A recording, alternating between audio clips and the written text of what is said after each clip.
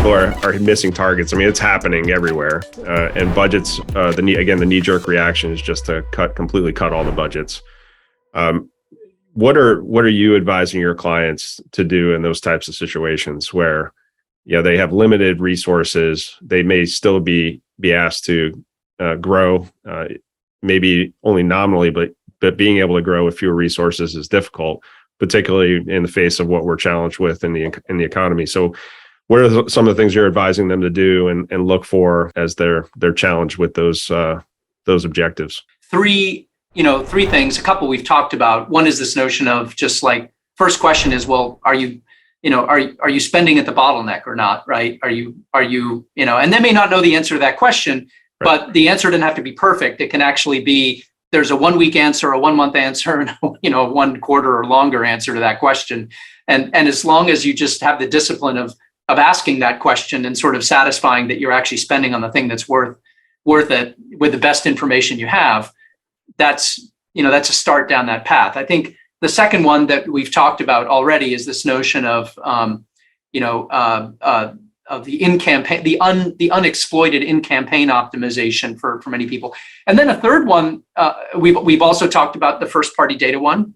So I would call people's attention to that, which is the simple question asked there is like, hey, nice CDP you got there, and congratulations on 10 million records or 50 million records or whatever. But like, what lift are you seeing vis-a-vis what your media partner can do for you? The whole point of the first-party data is to obviously substitute for that and to see if you can do better. So, what can we do to try to improve our ability to leverage the data that we've actually invested all this money to have?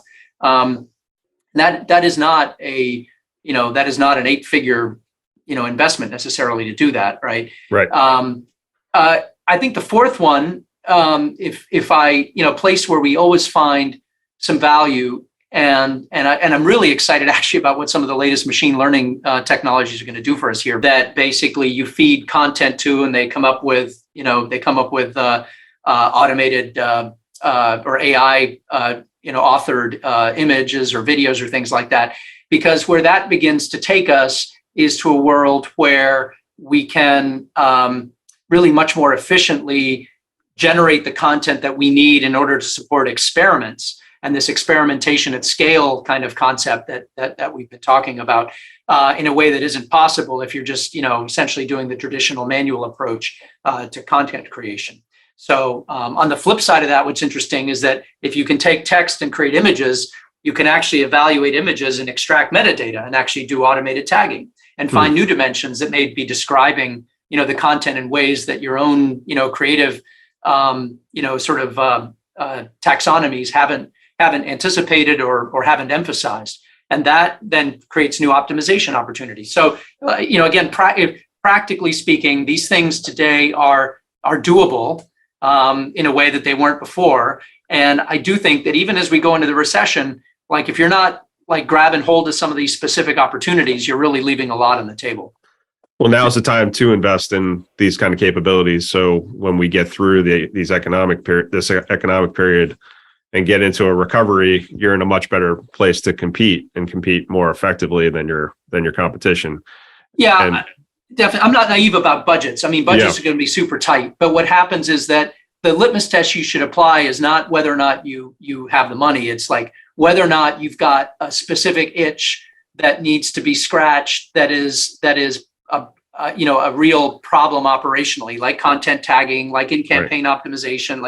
We've been super specific about the stuff we're talking about here.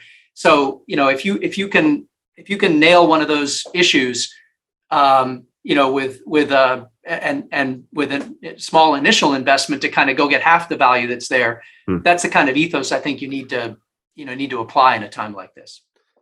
It reminds me of a conversation I had with a Fortune 500 CMO a couple months ago, and her belief is that she wants 80% of the decisions on her team to be made through data and technology that's automated.